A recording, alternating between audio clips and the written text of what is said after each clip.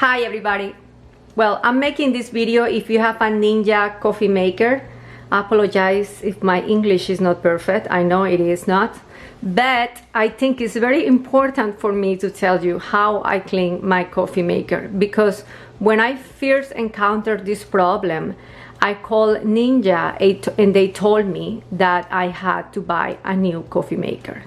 Something that was a little crazy because these coffee makers are very expensive. This is what the manual tells you to do.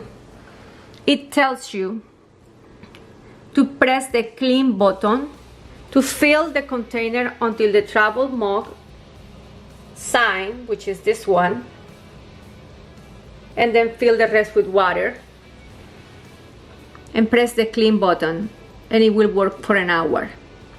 But when I called Ninja and I complained about it, they told me that if you keep pressing the clean button for 10 seconds, it will change the 1 hour to 4 hours. And that will help you to clean the machine better.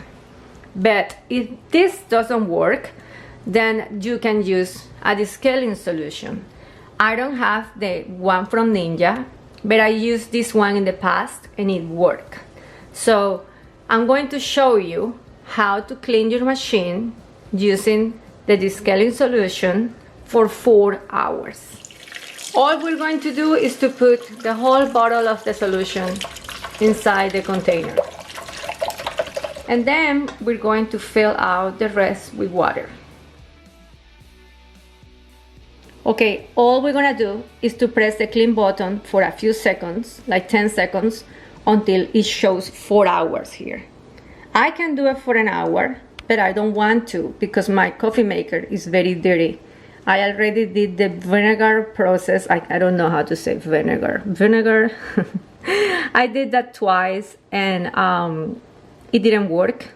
So I know it's time for me to do a very strong treatment on my coffee maker.